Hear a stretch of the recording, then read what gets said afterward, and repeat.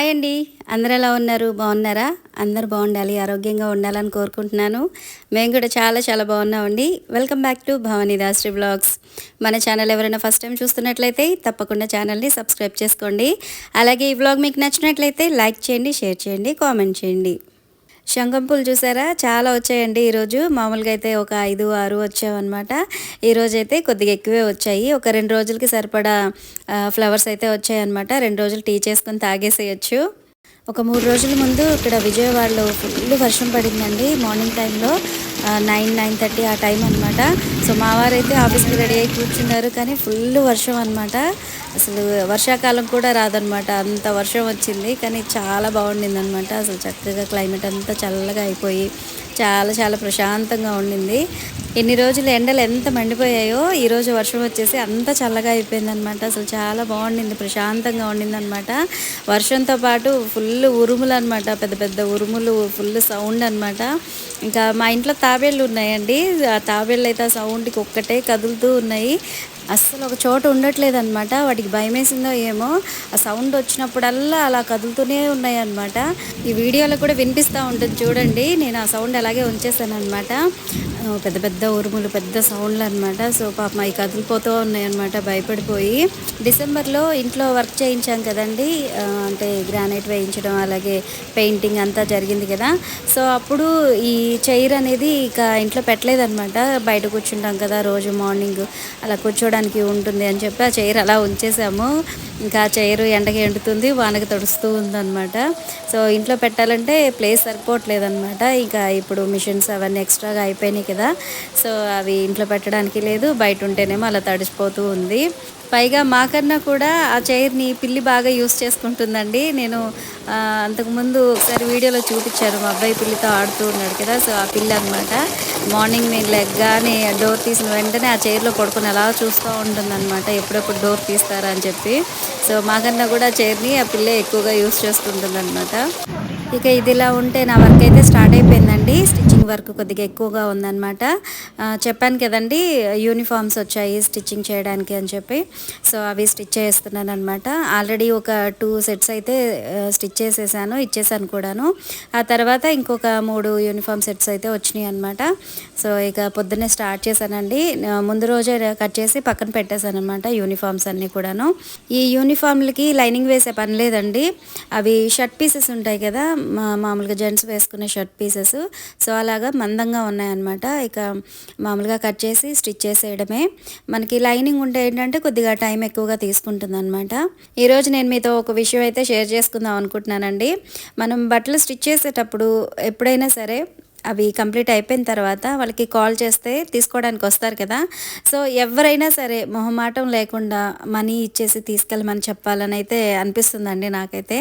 ఎందుకంటే మనం వాళ్ళు ఇచ్చిన తర్వాత టైంకి ఇచ్చేసినా సరే కొంతమంది అయిపోయింది అని అంటే తీసుకెళ్ళిపోతున్నారు, కానీ మనీ ఇవ్వట్లేదు అనమాట. అలా ఎందుకు చేస్తున్నారో నాకైతే అర్థం కావట్లేదు. ఇప్పుడు మనం వాళ్ళకి చెప్పిన దానికంటే ముందే మనం అది స్టిచ్ చేసి ఇచ్చినా కూడా వాళ్ళకి మనీ ఇవ్వడానికైతే అసలు చేతులు రావట్లేదు అనమాట. ఇప్పుడు మనం ఖాళీగా ఉండి టైంపాస్ కాకైతే స్టిచ్ చేయట్లేదు కదా.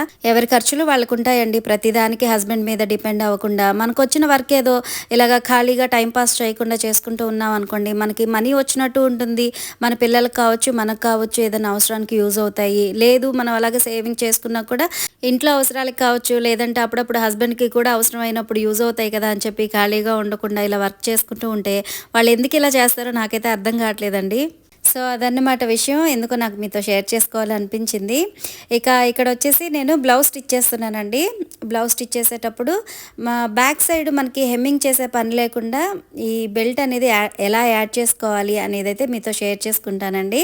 మనకి ఎప్పుడైనా సరే బ్లౌజ్ అంతా స్టిచ్ చేసేస్తాం, కానీ ఈ హెమ్మింగ్కి వాటికి ఎక్కువ టైం తీసుకుంటుంది అని అనుకుంటూ ఉంటాం కదా. సో ఈ బ్యాక్ సైడ్ మనం హెమ్మింగ్ చేయకుండా ఈ స్టిఫ్గా ఉండడానికి ఈ క్లాత్ ఎలాగైతే యాడ్ చేసుకోవాలనేది మీతో షేర్ చేసుకుంటాను. మామూలుగా అయితే మనము లైనింగ్ క్లాత్ అలాగే ఈ మెయిన్ క్లాత్ ఏదైతే ఉంటుందో అవి 2 జాయిన్ చేసిన తర్వాత ఈ బెల్ట్ అనేది యాడ్ చేస్తాం కదా.